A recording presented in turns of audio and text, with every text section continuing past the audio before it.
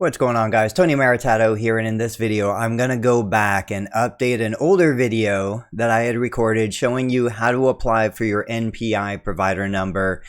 If you are an individual, a PT, an OT, an SLP, or really any healthcare provider that needs an NPI, this will walk you through the process. I'll provide resources down in the video description below to show you exactly what to do. So there's two kinds of NPI. There's a type 1 NPI, which is for you, the individual provider. You will only receive one type 1 NPI. It is applicable across all 50 states. The other NPI is a type 2 NPI. This is an organizational NPI. This is what you need for your business. Each business will have its own type 2 NPI. Again, the business will only have a single type 2 NPI, regardless of where you work in which state. But it's important that you differentiate. Are you applying for a type 1 or a type 2 NPI? And I'm also going to cover how to do it if you're applying for an NPI when you're hiring a new therapist who maybe is a new grad, has never worked anywhere before, and doesn't have their own NPI. So I'll share the information that I can share, and I'll provide the resources down in the description below. Behind me on the screen, you can see an incognito browser. If I just start with a Google search for NPPES, what's going to come up is it should take you to the nppes.cms.hhs.gov website. You're going to see a warning signal like this, terms and conditions. You're going to go ahead and click accept, and it's going to take you to the screen. Now, if you haven't already created an account, you're on the right-hand side of the screen. You're going to come over here. You're going to click create or manage an account. It's going to tell you, leaving NPPES website, you're being directed to the INA, which is Identity and Access website, to create a user account, ID, password there. So you go ahead and hit OK. This is going to take you over here. It looks very similar, but these are actually, in this whole process, there's basically three websites. There's the NPPES for your NPI, there's PCOS, and then there's the Medicare INA. So I'm going to go ahead and click accept. And this is what the Medicare INA homepage looks like before you log in.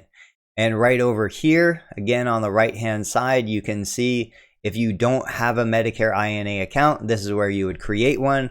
It connects you with PCOS and it connects you with the NPPES systems. So this is kind of the home base, the hub where everything else has to happen. What happens for a lot of clinicians who have been working for a while is they already actually have one of these accounts set up. An employer set it up for them, but they don't have control of the account. So if you click on create account now, and you come in here and you start typing in email addresses, you want to choose an email address that's going to stay with you indefinitely. Something that you're going to always have control of, always have within your possession. This will take you to the next screen. And on the next screen, there's going to be questions about your social security number. And if your social security number is connected to a previous account, you're going to have to regain access to that account. And one of the easiest ways to do that is come up here, click on the help icon, contact EUS page. That's where you're going to give them a call. They're in Texas. And you're going to basically just tell them to reset your account, that you're the provider, you need to regain access. The account was created by an employer in the past. It doesn't take much to get it, but once you have access now, this is your account, and it should only be your account. Nobody else ever has access to this account. You can assign them a certain level of access, and they can do things on your behalf, but they don't have your password and your login. That has got to be unique to you. So let's fast forward. Let's say you gain access to your Medicare INA account. You gain access into the NPPES system. And so I'm going to switch screens here with you guys. This is a resource that I'm going to include down in the description below. It's published by CMS, and it goes through applying for your type 1 or your type 2 NPI, covers everything you're going to need to know for the process. But basically what's going to happen is once you get into the NPPES system, you're going to see a homepage that looks like this. And across here, you're going to have 3 options. The first option on the far left, apply for an individual NPI for myself. This is what you're going to do. You're going to click on that. I already have my NPI, so I'm not going to be able to take you through that process, but it's a very simple, very self-explanatory process. I don't know anybody that's gotten hung up on that. You're going to put your name information. You might have to put your social security number, contact information. Super simple. You'll get your NPI within an hour, sometimes within a day. If you're an employer and you're going to be applying for an NPI for one of your staff or somebody involved in your business, you're going to choose the middle option. So this is apply for an NPI for another individual. When you click on that, it's going to basically give you 2 options. I'm an employee of the provider. I'm a surrogate working on behalf of the provider. If you're a surrogate, you would have had to be designated as such through the Medicare INA system. So in most cases, being the employee, and what it says, if I go on the little information button here, it says you are an owner or work for a provider who renders healthcare services and furnishes healthcare supplies. So typically, checking I'm an employee, because you're doing it for the business is enrolling the new hire. That would be the route you go.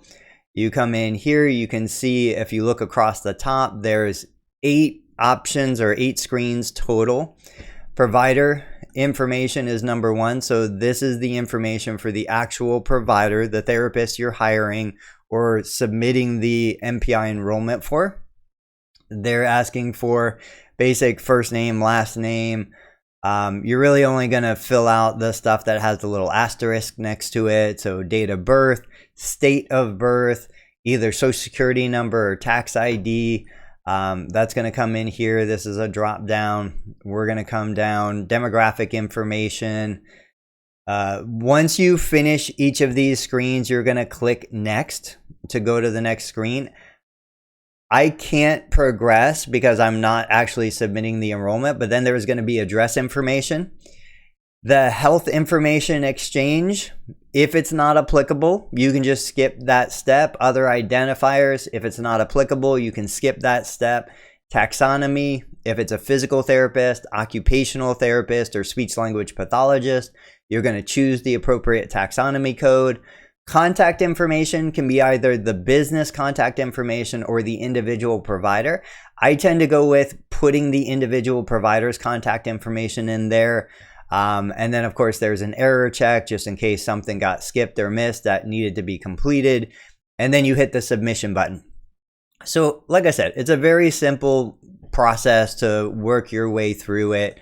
Finally, the third option here is if you are applying for an organizational NPI, you're applying for your business NPI, you're going to click on that last button.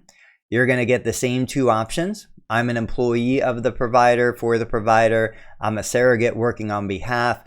If you own the business, you're typically going to be listed as an employee of that business inside your Medicare INA account.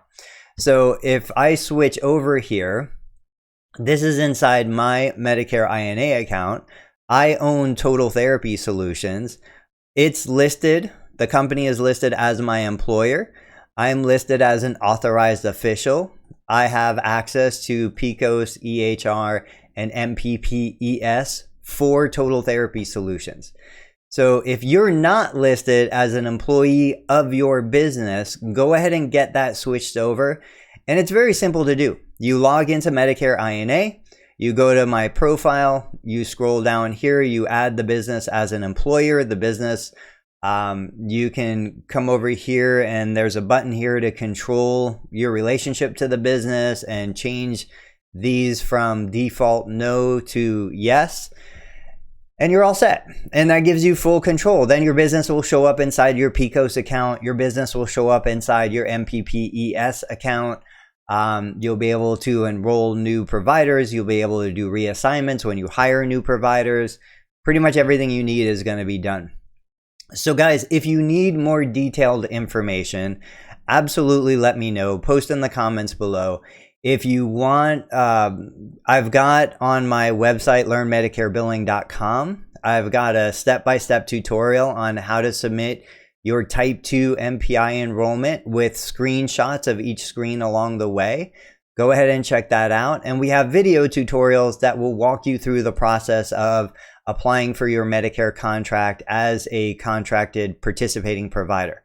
Guys, we have all the resources available. Let me know what you need. I'll catch you on the next video.